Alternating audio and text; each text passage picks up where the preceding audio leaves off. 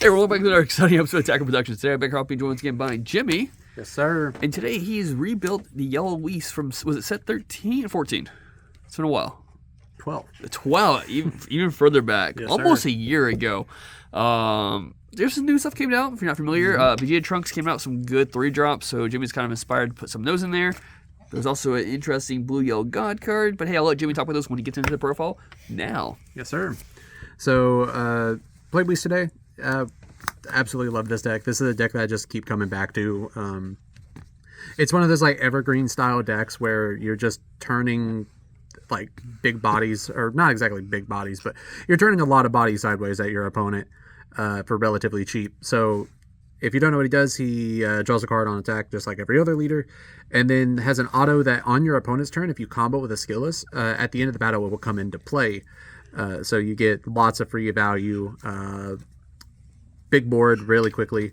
Awaken, if you have a specified 2-cost unison, you can untap 1, draw 1, take your life down to 6, flip over, also at 4 life. But most of the time you're going to open with a unison. Attack, draw a card, same exact auto, but it has activate main that you can pitch one of the skilluses from your battle area to your drop area and then play a 3-drop EX Evolve with the same character name. This is hugely relevant because there's a card that is only available through this activate main, and it's completely worth it, and we'll get into that in a moment. For the skills package, run 3 Vegeta. The Vegeta cards are less valuable. It might go to a 4 of just because of how many times I have whiffed on searching damn skilluses in the damn skillless deck. But I run a 3-4 split. Probably will go to 4-4 after tonight. But you just want to run these skilluses. You want to run these specifically because your deities will evolve on top of these specifically. For getting unisons out and getting most value out of them, we run the Vados Unison. So she auto can combo with a skillless from the drop area. Her +1 just rests something, a battle card or unison card, which is huge. And the -4 will play 2 skilluses. The -4 is kind of lackluster for being 4 energy, but there are some situations where doing that can actually like snag you a game. But this is your also awakening card. You just slam this on turn 2 and immediately awaken, and then just start getting, insane advantage from the drop area. Skillless Searchers, because you need the skilluses, and I cannot tell you how many damn times I have whiffed on this fucking card. I hate this card so much, but it's necessary. I cannot tell you the amount of times that I have searched top 5, paid 1 for this card, searched top 5, and whiffed on a skillless or a unison. That is this many cards in the list that I have whiffed on almost every single time I played this card, but that is just RNG, that is luck. This card's insane. Pulls a skillless or a 2-drop unison, and then when you combo with a skillless, you will draw a card. This was Limit 1 before Limit 1 was a thing, so you, if you have multiple of these stacked on the field, you do not get to draw multiple cards. It is 1 per card per turn. Or 1 per the entirety of the card. Necessary, even though I hate it and annoys the shit out of me, I'm still going to run it at a 4 of, and if you don't run it at a 4 of, you're wrong. One of the new additions of the deck is the Whis Calling to Order. He is a blue-yellow, which is odd for this deck. It's a 1-cost 5k. When this card is played, you're never going to play it. Or comboed, you're going to combo it. At the end of the battle, you get to search your deck for a 2-drop skillless. And if it's your opponent's turn, you get to play that skillless in rest mode. So, used to, the best turn 1 play was slamming this and then comboing a skillless on your opponent's first attack, drawing a card, and then getting the skillless in play. But now, I honestly think like the best thing to do is just open with a skillless in your hand and this card. Combo the skillless, then combo this, following it up, and then you board both of your skillesses going into your first real turn, which, depending on what's in your hand, can actually be very, very explosive. I know this deck was played aggro before. I kind of played it in a slow control variant, but I think this card kind of like pushes me towards wanting to play this in a very aggressive play style. But this card also, this is like the cutest art in the game, so you just have to run it. There's no way around it. Your Deity's Disciples, these cards are fantastic. So 3-drop EX Evolve, these are your targets off of your leader ability, but you can also just EX Evolve them and draw a card with the skilluses on field. The Goku is a crit, 20k. Auto when this card attacks, you KO something in rest mode, which is huge. And then the auto, if he's removed from the field by a skill, you get to search your deck or drop area and play a skillless Vegeta. And the Vegeta also has that exact same auto, but he is a double strike 20k that when your opponent activates a counter in response to this card's attack, you get to restand him. So pretty much your opponent's going to be dealing with the double strike in some form or fashion. But these cards are great.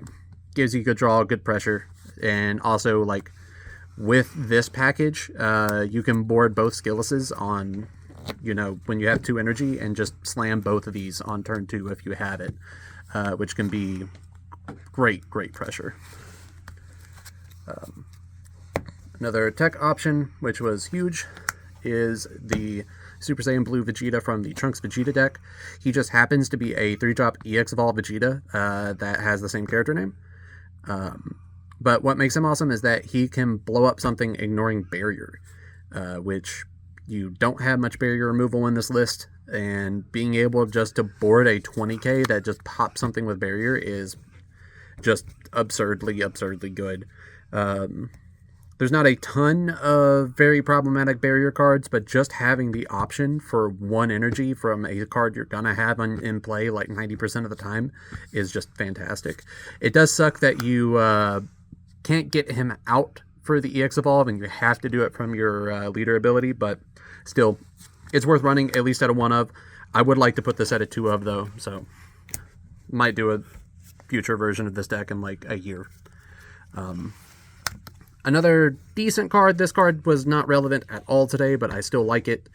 He's a dual attack EX Evolves for 2 on a Sun Goku, or Yellow Sun Goku with energy cost 3 or less. So that targets both your skillless and your EX Evolve. Auto, when he's EX Evolve, he restands, and then has a auto Spirit Boost that you draw 1 card and then KO something in rest mode. So it's just like a bigger version of the existing 3-drop, but he is a dual attacker, and you can go wild if you have the energy for it. You could swing with the skillless, play your leader ability, swing with the 3-drop, then tap 2 into this guy, restand, and swing twice more. So that's a good pressure option. It's a little expensive for, a crit swing and a 2 20k swings, but still, it's solid. Super combo spread, 2 quality super combos because they're good.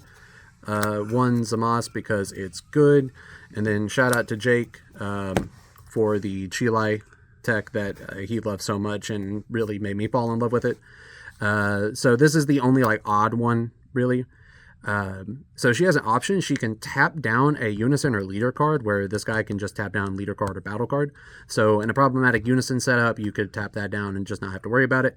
But the real spice is the second, where when you combo with her, you can target one of your opponent's skillless battle cards and pop it. So it's yellow. You're going to be running Final Flash, which we will get into. But Final Flashing something down and then comboing this and just blowing it out feels really, really good. 1 power, it would be at a 4 of if it wasn't limited. 2 forbidden power, this is just like side grade Nimbus kind of. I did actually side this out for Nimbus in 1 matchup, but it's still solid. I really like the activate battle on your turn. You can just rest something during barrier, which is kind of relevant. But counterattack, I don't think it's as good as Nimbus because it doesn't negate the attack per se, but you also just don't have to pitch a card. So the only reason I really chose it is because it's prettier than Nimbus. Don't cock your head at me. You know this card's fucking beautiful. Nah, that gold. Nah, this purple's better. 2 army reinforcement. You just need a hard negate, and this is kind of a dual negate. Kind of lackluster in the current meta with decks just being able to deal with the blocker token like the second it comes in, but it's still relevant enough to run. I know Robotic Riposte because I don't own them. I don't think you exactly need them, but if you have them, definitely run them because Robotic Riposte is just cracked. Bandai, fucking reprint the cards. Stop printing these fuck-ass staples in promos. I mean, didn't they reprint it twice, but in more expensive formats? Yeah, exactly. Sounds like someone's broke. You need to borrow them, Jimmy? No, who's talking broke with this card that got reprinted? I bought this at full fucking price. Dickheads. Speaking of broke, here's Steadfast Assistance. I don't know what this card's going for. I don't know if it's expensive still. Really, really solid card. Blocker, counterplays, rest something, draws a card, and reduces for extra cards in your drop area and energy. Early game, you're not going to be able to play this guy out, but late game, he's just fantastic.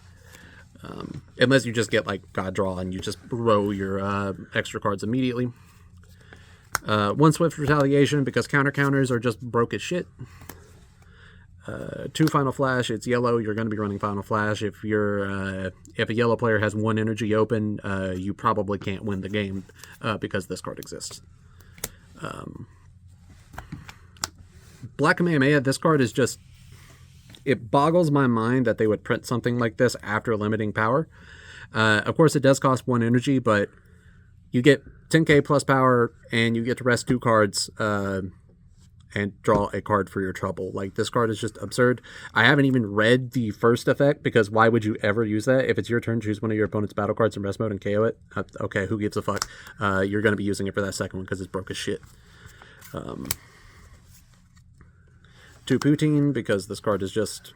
Some matchups, this card just straight up wins. You put this on the board and your opponent just...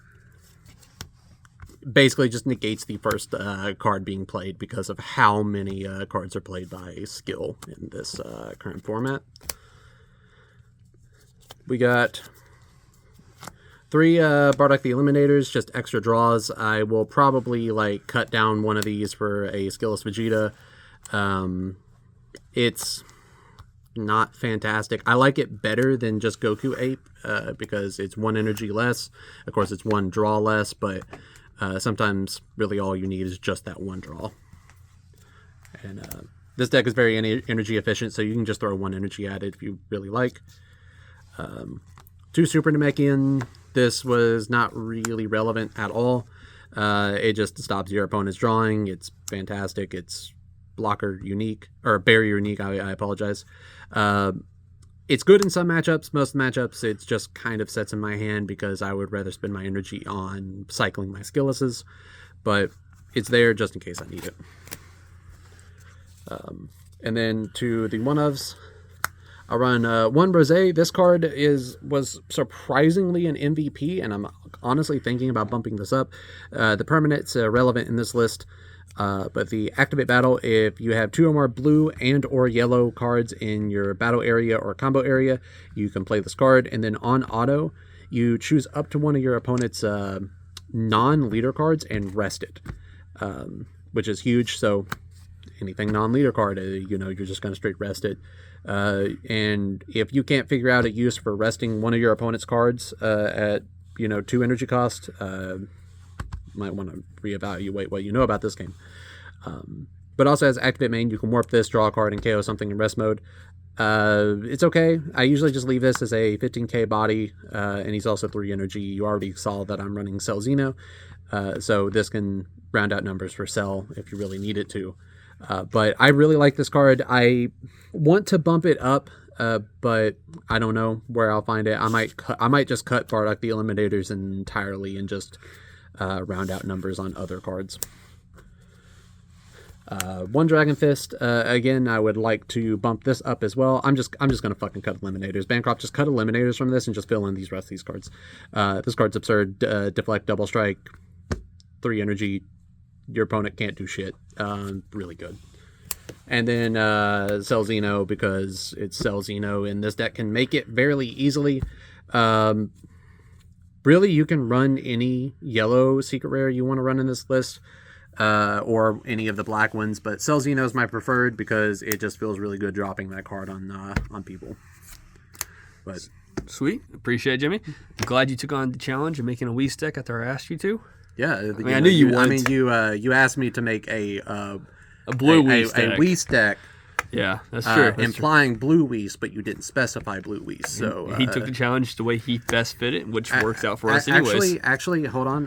Where's the card at? This card is also treated as blue, so this is technically a blue Whis deck. It has blue in it. Thank you for tuning in. Keep on those buttons down below and on the screen. And like always, read your cards, know your plays, and fluff out.